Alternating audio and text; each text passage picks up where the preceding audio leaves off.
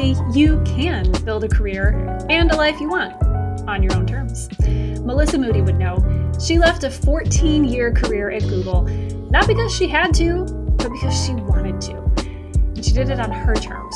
And now she's just happily living her best life in Alaska, building startups, launching a thriving community for women leaders, curating a portfolio career that fuels her passion and her paycheck, and inspiring many people along the way, myself included. In this episode, Melissa shares just how she made bold career pivots, navigated uncertainty, and redefined success beyond a single job title. So whether you're craving more flexibility, launching something new, or wondering if it's too late to change paths, this conversation will show you just what's possible. Because actually, you can. I'm Lindsay Chepkema, and this is Actually I Can. Hi, Melissa. Hi, Lindsay. I'm so glad to be here. I am excited that you are here too. And I should note that it's 11 o'clock here in Boston, which means it is 7 a.m. in Alaska. In Alaska, which is where you are. And so, my goodness, thank you for being here at 7 a.m. So we both have our coffee and tea. And Alaska. I think that's something that we're definitely going to get into. Sure. But before we start, you are one of the reasons that I wanted to talk with you, not only because I think that you're really fun and interesting, and you've become a really great friend of mine, founder friend, one of these like LinkedIn connections. I think Wednesday Women may have brought us together, although maybe something else did. And Maybe then we got early startup founder things, I think. So yeah. All those things. Yeah. I know for me, you have been such a supporter of like, before Actually I Can was ever a thing, like kind of helping me see what is now actually you can, like, you can do that. And you are like, you can do the things. And one thing that we really share is human connection, like human connection matters, community matters, people matter. And which is obviously important in startups, but I think not talked about enough. And we're both kind of carrying the flag to change that. So thank you for being here, Melissa. Absolutely. I mean, I kind of have to say, I think that any moment ever for anyone who's trying to say, actually, I can, probably actually happens because of a connection they have with someone else, right? Like either it's just the moral support or it's the person that unlocks something. But yeah, connections is something I talk about a ton these days. And so yeah. I agree. And yes, I'm very glad that we are connected. I sometimes drag my heels around showing up on LinkedIn, but boy, oh boy, it has given me friendships with incredible people like you. So glad to be here. Yeah. I actually just saw another podcast where you were talking about that, and you were like, I don't do LinkedIn because I like LinkedIn. I do LinkedIn truly to help other people, which I think that in and of itself is an Actually I Can moment, where it's like, actually I can show up on social media totally for other people to be helpful. Yes. That was super an Actually I Can moment for me, which was like, ugh, I do not want to talk about myself. Actually, I can, but not for myself. Yes. Okay, so like, let's get into all the things. One of which we already talked about, is you're in Alaska. So not a common place for people to live, but especially people in tech and founders and in the startup scene. So let's get into that a little bit. So Alaska. I know. That's usually how it always starts. So interesting. Tell me more about that. I always joke, long story short, I married an Alaskan. So you can, imagine what the story is in your head. I will say Alaskans, somewhat like Texans, just for the record, love where they're from. They just are drawn back to it like the motherland sometimes. My wonderful husband that I met in college, we didn't live in Alaska for a long time. We lived in Boston, as we've talked about, bonded over, go Sox. And then we lived for quite a long time in the Pacific Northwest, in the Seattle area. But there was a point at which we had our first child, and we were looking for that place where you can actually put down roots. I love to wander in terms of travel, but I am someone who loves roots, right? And I grew up in the Bay Area in California. So I've got a lot of different places, but we made the decision really just for family reasons that we wanted to be somewhere where the kids could run around outside and, all your neighbors, and there's wilderness to explore in your backyard, all of those things. He's very passionate about Alaska. He's a big adventurer. I am also a big adventurer, getting outside, taking a plane to a little lake where there nobody else is, hiking and seeing hundreds of miles of nowhere. Those are all things you can do very regularly here. And I live in Anchorage, which is the biggest city. So we made that decision. I was currently working at Google at the time. At that time, I'd been working at Google for probably about 10 years. And we had a young child. And I said, you know what? It's time to do something for the family versus my career. And that's always a big choice, especially for women who are facing a very big choice. But I went into my incredible mentor, just the most wonderful human who did so much for me in my time at Google. And I sat down with him. I said, thank you for the opportunity. Thank you for everything you've given me. I'm actually going to be leaving and moving to Alaska. And what year-ish was this? This was because that's not so uncommon now, but that was not. No, it was recently. 2013. Okay, yeah. And actually, I want to precede that. 2 years before that, I had told him, actually, I'm going to be leaving Google because I want to stay at home with the kids. I went in and said, I'm quitting.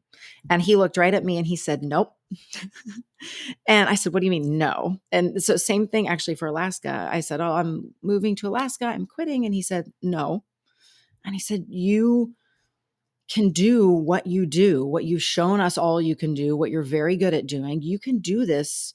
I mean, with the kids, he said, I want you to, he's like, just keep a toe in, just do, he said, you do 3 times the job, just do 1 time the job and then be with your family.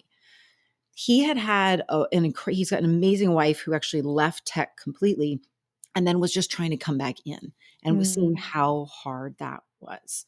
Yeah. And he basically, when I was trying to leave, when I had my first son, and then when I tried to quit to move to Alaska, he basically said the same thing, which is, you're capable of this. Go and do what you're doing. Just do it in a different way.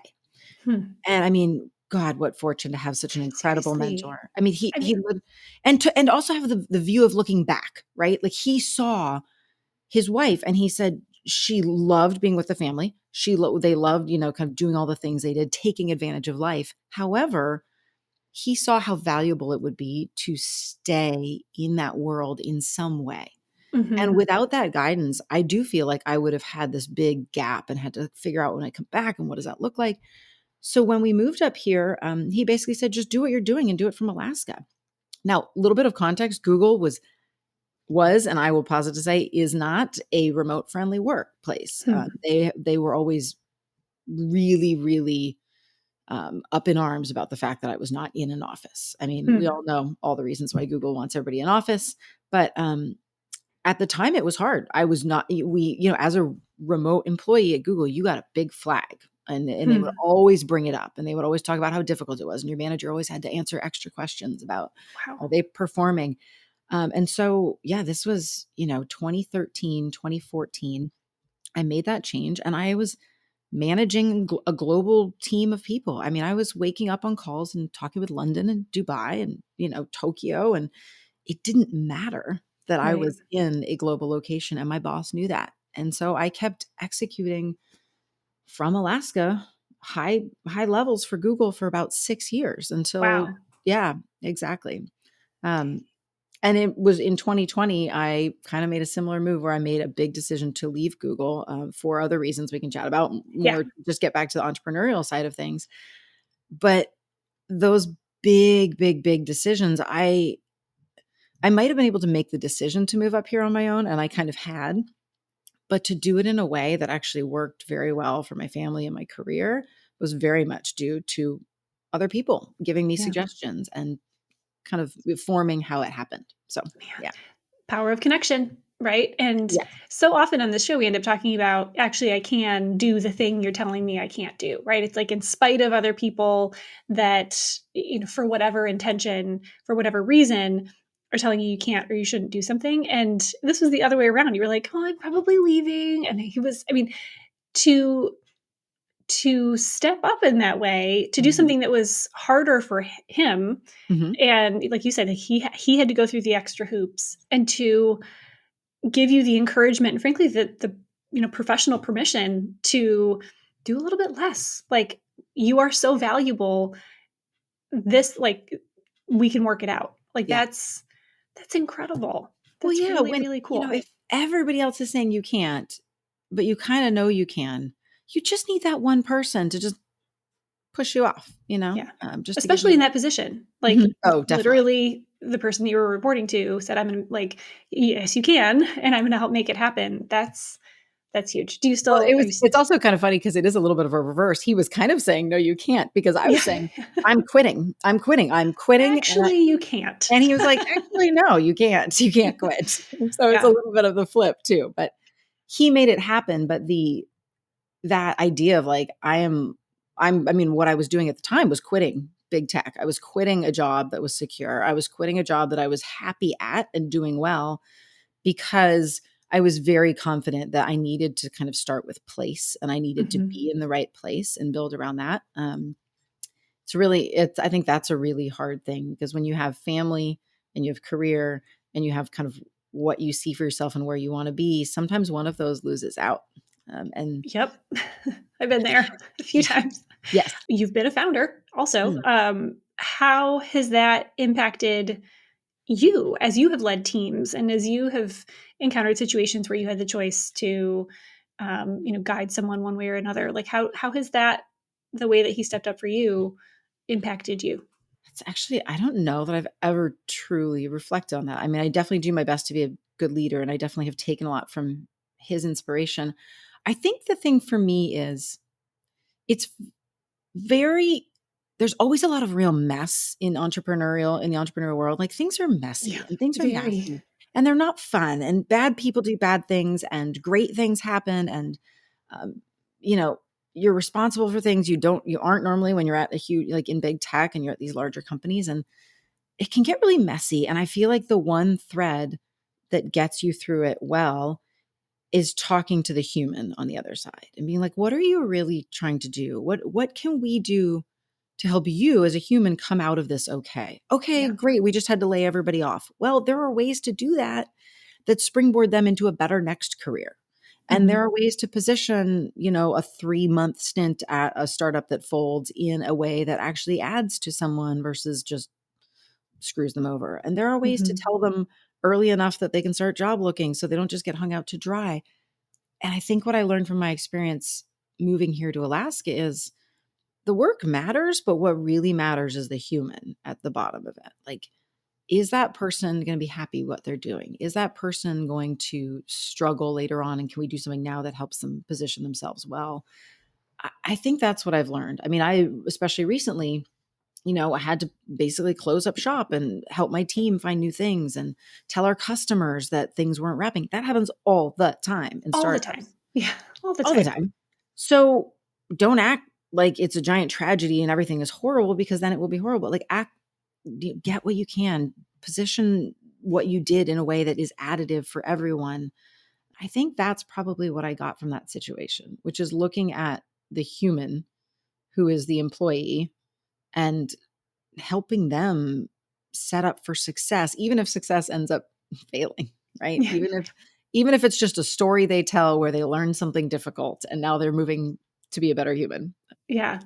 Well, I mean, and goodness, if that's not who you are, I don't know what is, because I mean, you have since built your career, like your entire professional existence now is around connection, and from what you were building at Matcha to now what you're doing at Wednesday Women, like and just how you're showing up in the conversations that you're having, it's all about the human Yeah. and bringing humans together. And I'm curious what that looked like for you. So you said that you left Google Mhm. to pursue entrepreneurial endeavors. Was that a direct, like, more human, or was there some meandering in there? Like, Oh, it's a good question. I mean, I think the point about connection is that you can never lose when you invest in connection, right? Like, 100%. you spend 30 minutes talking with someone and really listening to what they have to say, you're going to win. You've gotten new Mhm. ideas, you've gotten a new spark, you've gotten confidence, you've gotten potentially a solution to whatever you're working on. So I think you can never lose when you invest in connection, which I think is the core of it. But the wander a little bit, I how do I phrase this? I like, I guess maybe to coin Brene Brown, right? I really not only can do hard things, I love doing hard things. I love being pushed. I am not afraid to fail. And I'm very blessed that I probably have had that somewhat innately my whole life. Like I'm very much, F it, just do it, try it. Like that's kind of my life mentality. I don't mind jumping into cold water, and I don't mind starting a startup that everybody literally else and says is going to figuratively. fail. Yeah. I don't know why that came to mind, but there are multiple occasions on which I always say, so for me, my happiest place in the world is a spot in California, but the water is freezing cold. And whenever you get in, and I like to water ski, and like whenever you get in, it is every time it sucks. Like it's kind of like the cold plunges that people are doing now, right? Yeah. But I think it's such a fun activity to look at something and be like, I don't want to get into that. I'm getting into that. Like it's just a mental activity. It's very stoic too, right? Like the cold plunges, cold showers, whatever. You're like, I really, really do. My body is like, no, we're not going to do that. And you're like, oh yeah, we are. We're doing that. Like, yeah. Well, that's kind of my whole life. I was going to say that's not just a cold plunge thing. That is, I mean, that's being a founder. That's moving to Alaska. That's trying new things. Yes. It is. And it's, I mean, in so many ways for so many people, it's a lot of different things. So I guess to tie that back to your original question, that's actually first how I started at Google. I was a teacher out of college. I have my master's in education. I work with language-based learning disabilities. I had a minor or a double major in linguistics. I love the brain. I love language. I was a teacher, and I realized I love education, but it doesn't move fast enough. I really like a challenge. I like to break things and I like to fail. And education is an incredible, incredible field, but it doesn't move very fast. And I realized that not too far after I had my master's, and I realized what I wanted to do was work in the corporate world where things are just much faster paced, and you can build and break and all that. So my first actually I can career-wise was actually flipping and saying, I put together a message for a student, and I hope that they accept that, and I figure out how they get that message. That's marketing. You have a message, you have an audience, and you got to make sure the audience gets your message. That's it. So I went in and I straight up pitched myself in some hilarious interviews, somehow lucked into Google. But when I started at Google, it was scrappy. We had 30 people in the office in Seattle. I mean, there's thousands now, thousands. And it was crazy and fun and scrappy. And we built, there are these big events that Google does now, and they're all patterned on this one little framework. We built that as the travel industry. We were like, we need an industry event. Here we go. And so like you could really move things fast. By 2020, when I was getting ready to leave Google, as you asked about, again, finally back to your question, I think the big thing was it wasn't scrappy anymore, and it wasn't a challenge anymore. Yes, the work I'm sure was challenging. I was working hard, but like thinking out of the box, doing things in a new way because you have a problem that nobody's done before, working with resources that you didn't really know how you're going to make it happen. That was not happening at Google 2020. It was a big machine with big resources. And, you walk into the room at a multi-billion-dollar client, and they're like, oh, please tell us what, and it's like, okay. It was really fun and a great job and great people. The people at Google were always great, but I just felt like the spark was gone. And I was kind of looking for that new pool of water to jump into, I guess. Yeah. Yeah. And an opportunity came up for me to be like a founder, early stage partner in a startup that I really believed in the mission. And I was like, yeah, it sparked me. I felt that spark again. I wanted to jump. So I think 14 years at any company at this point is a really long time. And I was really ready to leave. People are always like, wait, you left like before the pandemic or like right at the pandemic? I was like, yep, that's when I sure did. But I was already working remotely for the last 6 years. I already knew how to work remote. I was, pretty confident. So it was fun. Yeah. So actually you can leave Google. Actually, you can leave big tech. Yeah. Go do your own thing. And I think that's also an interesting story for a lot of people because the world in the entrepreneurial world is so different, right? Like, you know, you have all the resources and everything's structured and everything follows a plan. And then you leave and it's like, I don't know, go and try to get yourself some money, go and try to get things happen. Just do things. Just do it. Yeah. Boy, oh boy, that was definitely a game changer, but I loved it. Like immediately it felt better to me. I felt excited again. I felt, you know, my fire was lit again. So that was good. Okay. So you've Bay Area, Boston, Alaska, Seattle, Seattle, Alaska. Yep. Google founder. Yep. So then since then you've stayed in that founder startup, fast moving place for the last few years. Tell me more about that experience. I one thread that's interesting. So actually it was technically my second, but my let's call it my first main podcast was an entire show built around just me having conversations with other startup marketers, because startup marketing, as we just mentioned earlier, is so messy, so messy. You have a million things to do and you should only do 2 of them. And that's really hard. And then you have all these ideas that you want to do and have no budget for any of it, no resources. Yep, just do it. It's probably all you know, as a marketer, you probably are really good at, 5 things, but you have to do 20. So then you're learning completely new parts of the field.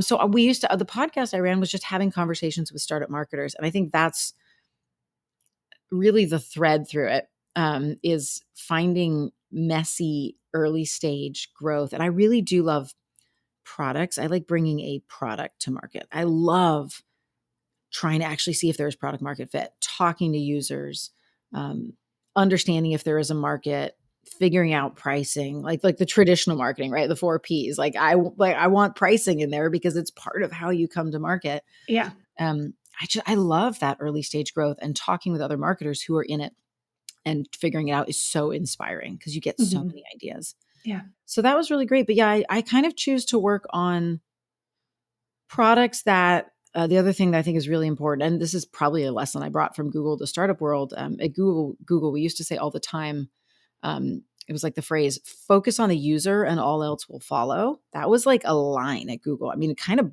brainwashy type line, honestly. It makes sense though. I mean, yeah. And I don't think I heard it that much by the time that I left Google, but we did used to say it all the time. So all the products all the companies and startups I ever spend my time on usually have a team and a focus on a real product that's like solving a human need. There's a lot of cool tech out there, and you could probably say that it's solving a need, but I tend to focus on ones that are taking on like meaty problems or really solving something for the end user. I like that stuff. So, okay. So I want to go back to something that you said, because I'm all fired up about marketing always, but especially there's some happenings lately as we record this that are just have me just marketing traditional, like the foundation of marketing on the brain. And something that you said about like, I love talking to people and talking to users. And in this case, like talking to other marketers and talking about product, price, place, and promotion. And oh, she knows the 4 Ps, people. Oh, I am a marketing nerd. I know. And those foundational pieces of marketing have been foundational for many, many decades for a reason. And now we're seeing so much of that get stripped away, in my mind, because there's so much fear and so much scarcity. Things are crazy. The market's been insane. There's such a focus on revenue and growth. And then you bring AI into the picture that it's like product, price, place, and promotion. Marketing's talking about pricing. Why should I talk to people? There's no time to talk to people. Like, it's so maddening for those of us who see the value of talking to people, making community, like connections, building relationships with your users, really understanding the who and the why, focus on the user and all else will follow, it's mission critical to building a strong business that has any hope of succeeding. And marketers need to understand that. Founders and CEOs need to understand that too. So that was my tangent.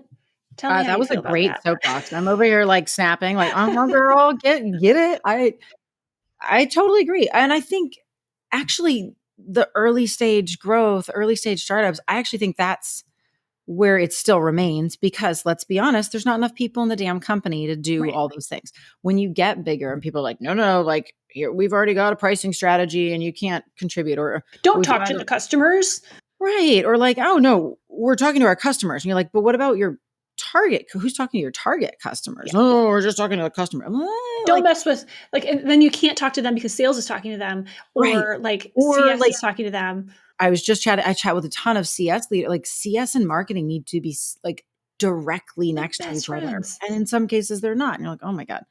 So I think that's part of what I like about the early stage companies is there aren't a lot of walls to knock down. Like everybody's just running around like crazy, which means you can be like, I just did a bunch of voice of the customer in understanding what they would pay for this. I just did it. Yeah. Would you like to hear the recordings? Yeah. Yeah. But yeah, I do think marketing, especially recently, has gotten very pigeonholed. And for a long time, it was just very like, go and do your demand gen, go and do your performance marketing, like run your paid campaigns and drive us customers. That was kind of the marketing that I grew up on with Google, because I would Google, paid search, YouTube, these are all like performance marketing channels. YouTube can go both ways. But yeah, I do. I really love an opportunity where as a marketer, I can look across that. I did have someone say to me, I think you'd appreciate this. I said, oh, I'm a marketer. And she said, Melissa, you're not a marketer. You're a serial entrepreneur who's been in marketing for 20 years. And I was like, oh God, you're totally right. That's true. Yeah. It's kind of true. But I would posit that the best marketers are thinking about the business. They're thinking about the whole. For sure. They are naturally entrepreneurs because they're thinking about not just I need to go out and pimp this product, but like I need to go out and see how it fits into need and desires and, and how customers respond. Much like visionary CEOs and visionary founders, marketers have to see down the street and around the corner. You have to be so far ahead of your existing customers, your potential customers in the market, that you get to shape the conversation that people are going to start having soon. Yes. That's where the most successful marketers live, is constantly thinking about the future, the opportunities that exist for your business in it, and how to grasp it now. Like start making that happen today. Absolutely. I think actually with the first startup I was a part of, we literally were selling the vision before the product hit the ground. Like we knew we'd built like the, very rough prototypes. The founder had actually built that thing for himself. He just like hacked it for himself. So we knew what it was going to do, but there was essentially no product. So you're out there convincing the customer of the need for the product before the market even shows up. Right. Yes. And for everybody who's listening, that's normal. Like that's a startup. That's not sketchy. That's not weird. That's how startups start. Your first customers are actually investors. Like they're investing in the roadmap, they're investing in the vision, and they have a different mindset because when they know that they're one of your first customers, or maybe your first customer, they're like, great. So I get to really poke holes in things and press all the buttons and tell you what I want. And I'm going to invest in your growth, and you're going to kind of build in my direction. Yes. Those are the best first customers to get. And marketers, like, listen to them, lean into it. And when I know you're with me on this, when you draw the dividing line between startups that you actually do want to be a first customer for and startups that you don't, look at the founders, because you could have an incredible founder with this incredible vision. If they're not good at like working with customers and having that closeness to customers, the product could just disappear and be gone tomorrow. Now, the product may do that for any startup, but it's going to be done in a way that is thoughtful for the customers. And it has given them something to add on to. I think, especially with all the new tech that's out there, it's like, try this, try that. People get a little burned and they don't want to go try new tech because they're like, this could be gone tomorrow. I don't want to build my business on your tech that's going to be gone. Or completely different. Well, true. Right. Pivot. It's hard. It is hard. It's hard. But it's exciting because, as you have proven, there's always opportunity. Like there's always a what's next. And like every time I talk to you, you've got like you're doing the portfolio career thing before portfolio careers were like started to be cool. You're like, well, I'm doing this and I'm doing this and I'm doing this. So has that always been in your DNA? Do you think that is that newish? Like doing lots of things and kind of always checking out what could be next? I think so. I did get a little complacent while I was at Google. I always say I think I should have been maintaining that idea of the portfolio career while I was still in my role. Maybe that would have even kept me a little bit from getting bored, because I kind of got just stagnant. I have always been interested in a lot of things. I like to do a lot of things, and I like I mentioned, the challenge. It's a little bit of a bell curve. If I'm on my way up learning something, I'm really vibrant and going, and like my energy is on. As soon as I get good at something, as soon as I'm past that top of the curve, I get a little bored. Yeah, I get, and it doesn't mean I just abandon ship and go somewhere else, but I tend to start recognizing in myself, I need something else to keep me fresh. Somebody said the other day, and I think this is spot on, burnout doesn't come from working too many hours. Burnout comes from working on things that don't give you a spark, right? Like that don't light your fire again for you. And I find that to be incredibly true. So that's why I love the portfolio career approach. Even if you have a full-time day job, is there that one other little thing that lets you put your brain in a slightly different way, or approach a different problem, or bring a different part of yourself to the table? I think it just keeps me more engaged. It actually, I mean, literally helps me do my day job better. Absolutely. In my last role, running this company, but also had been able to start Wednesday Women prior to starting that company, and just always had a little something to complement the day job. I mean, I was not working less hours for either of them. I was working my tail off, but it allowed me to bring different parts of my personality and who I am to be almost more well-rounded and see things in different ways. I think it's a very complimentary thing. I think so too. I had this conversation just the other day. I often tell people, if you've got a day job that needs your full attention, that's a good thing. You're getting money from it. You're spending time. The tiniest step to a portfolio approach would be find something that you're just passionate about and just start being closer to it or involved in it. So go and do 2 hours of volunteer time a week, or carve out a little extra time on the weekends to just focus on a special project, even if it's just for your brain, or even if it's just for having something different to talk about at dinner parties. Yeah. Like, it adds a lot to your main career. And then sometime if your main career goes away, you immediately have like 2 potential paths out of it. That's right. And so as a like founder, serial entrepreneur that you are, we're there. and someone who's been a CEO and led teams, and also as someone who has like portfolio career, there is, to me, a difference between that mindset and what I think we saw before people started talking about portfolio careers, at least before it became on my radar. And there was this like side hustle. And they're different because one is saying to me, I want to see where this lands with you. One is saying like everything that you just said, it makes me better. It makes me stronger. I'm learning, I'm growing. I'm able to bring what I learn over here, back to this job over here. I'm able to use parts of my brain over here that I can't use over there. And it makes me a more well-rounded person. I'm not going to burn out because I'm getting filled up. I'm getting fueled. I'm learning. I'm growing. I'm being my whole self. To me, that's the portfolio career. Also, I'm diversifying my income, which is a good thing, especially right now. Yeah. The side hustle thing, again, the way that I perceived it, is much more of a take your paycheck that you're getting from your full-time job and also like hustle and grind and like do this extra thing. And both are fine, but I think that the mentality is different. And I think you're different as an employee if you have a full-time job, if looking at one versus the other perception. Yeah. Tell me your thoughts about the two and kind of the mindset. Yeah. I mean, I think as the boss, as a CEO who's got someone with a side hustle, in my mind, it always just comes down to performance. Are they doing the job they're supposed to do? Great. I don't care what else they do. If they've got an Etsy shop and they're selling, thousands of dollars of crochet on the side, good for them. Like, I would like to buy one, actually. So be it. Yeah. Let's all go have that. So I think from a boss perspective, it's as simple as performance. If someone's kind of slacking and they're not showing, they're not online when you need them. And then you're like, what are they doing? And then it's a real like drain on their day job. I think that's a problem. Like that's a real problem. I agree. I think the positioning of just the word hustle, often I would say like, especially with podcasts, right? I started a podcast not to make money. I made no money off of these. It's a very expensive hobby, actually. It is. And it's time intensive. You definitely have to spend time.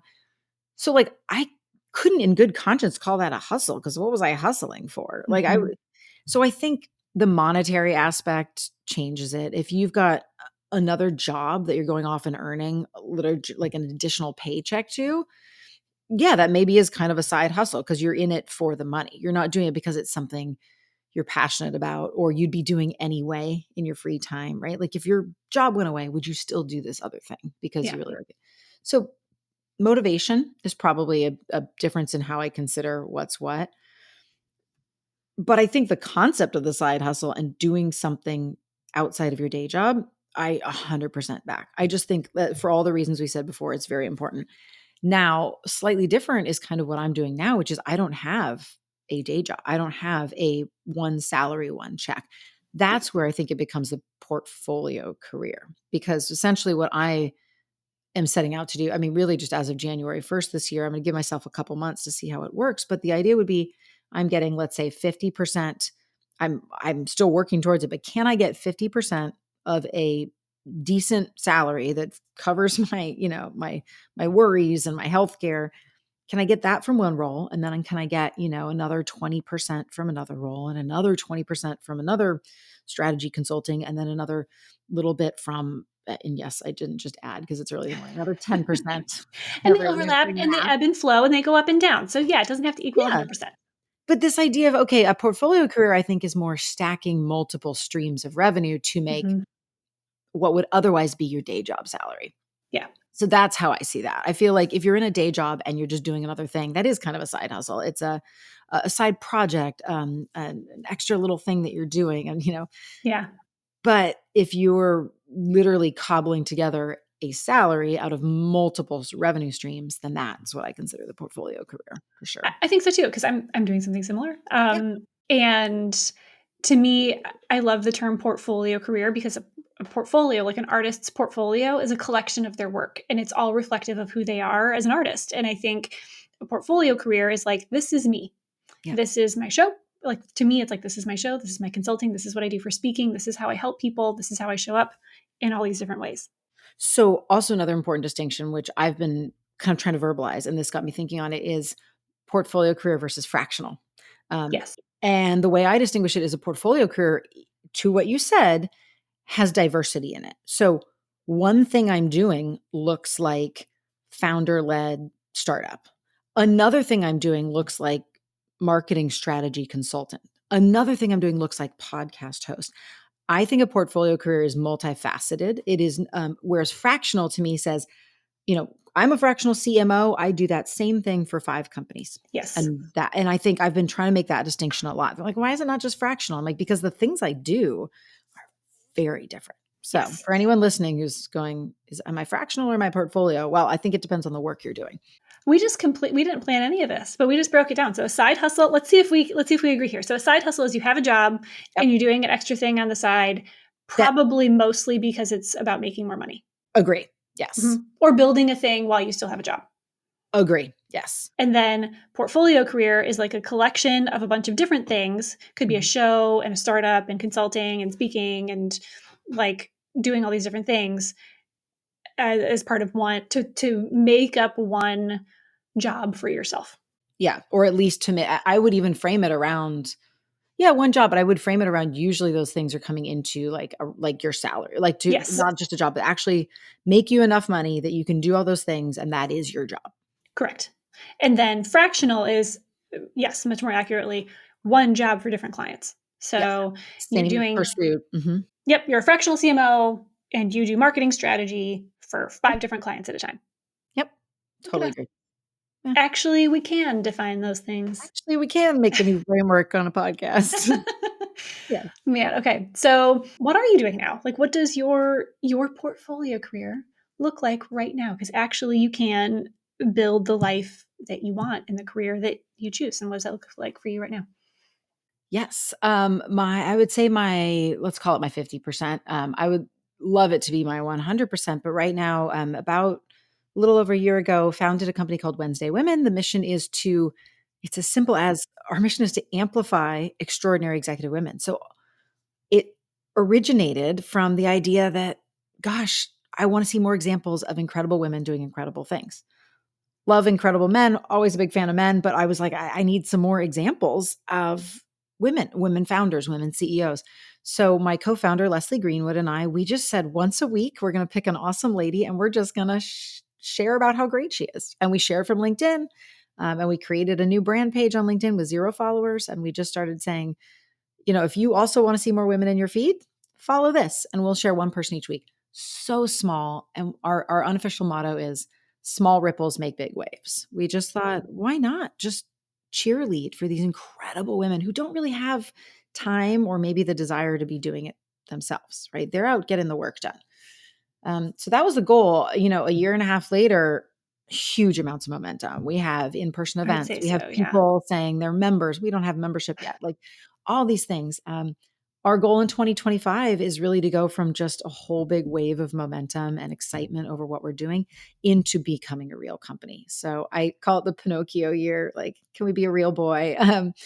We're doing all of the things that I've learned in small business to go from just a passion project to a legitimate business. So, to be super candid, my goal is now to actually get myself paid. And I'm talking baseline paid, but part of the portfolio. Part of the portfolio. Can I make that 50% of my income? Can I make it even, who knows, maybe it even becomes 75% of my income. But right now the goal is I don't know, $1 to start. But that's how I'm viewing it, that is really from a time standpoint, that's the bulk of where I'm investing my time. I left my previous startup on January 1st, so I'm letting that fill the space. I am also taking my expertise as, strategic early stage marketer, also, I guess, historically large company marketer. Yeah, Google is I guess you could call it a big company. Yeah, I mean, I spent most of my time working with Airbnb and Expedia and massive companies. Not small. So I have a little bit of both. But I'm working as essentially I would love to be doing, let's say, 2 smaller strategy consulting jobs, efforts, or working with 2 different companies that I get really excited about. I have one of those already. The minute I left my last job, my previous co-founder was like, "Hi, I need you to work on something with me." So, I'm kind of holding space that just in the conversations, I might find another business or 2 that I get really passionate about. And maybe it's only 5 hours a week, just helping them navigate what they should be spending time on, what they shouldn't be doing, how to think about the 4 Ps at that early stage. What the hell is product market fit? I love that stuff. So I'm kind of, okay, I've got Wednesday Women. I've got maybe 2, maybe 3 of those, depending on how I see my time. And then I still am hosting a podcast. Actually, I started this podcast at my last company. And when I left, I said, I would like to take that with me. I would like to continue. Thank you very much. Yeah. So I host a show called The Joy of Connecting Show. And we talk about how connections drive business and drive personal happiness and drive all the things that, we've been talking about. So I think that's, and then of course, the other part of my portfolio is I'm a mom as well, which takes a lot of effort. It takes a little time. I'm not getting paid for it, but I'm not having to pay somebody else for it. So there's, that's a really good perspective because, what would we be paying if we had to fill that gap with other folks who are cooking and driving and all of the things? Yeah, it's true. And it's even if it doesn't feel available, it is. And those are the choices that we make and part of the portfolio. It is part of the portfolio. And it changes over time. It does. Goodness does it. So I would pay a lot of people a lot of money to do the math homework that I have to do every night. Right. I'm like, I don't know how to do it either, guys. Please be patient. Stop yelling at me. I'm not trying to figure this out. Oh my goodness. Well, thank you for being here and for sharing so much of what your road has looked like, because it's been brave, and to me it's been really courageous and full of a lot of adventure, both in Alaska and in, as a founder and as an entrepreneur. And I think seeing how you have navigated your path and blazed your own trail is really inspiring to others that might feel like there's only one path forward, or like they're locked into one, storyline. And that's absolutely not the case. And you're proof of that. Yeah, I hope so. I think that's why I'm here, not with you. I would spend time with you anyway, but that's why I don't mind going on podcasts. That's why I push myself to post on LinkedIn, because I I'm going to do this journey whether or not anybody's watching, but I know that there's someone else out there who's trying to figure it out. And if we can help with these stories that you and your guests are telling, it feels good to help somebody else get maybe past a bump that took you a while to get. Yeah. And it matters. So, well, thank you, Melissa. I'm so glad that you're here. I'm so glad that you're doing what you're doing. And I'm excited to share your story. So thanks for sharing it. Yeah. Thanks for having me. Thanks for joining me for another episode of Actually, I Can. And did you know that actually you can subscribe so that you never miss an episode? Yeah, do it now. And you can also go to actuallyican.show and watch any episode anytime. Thanks for joining.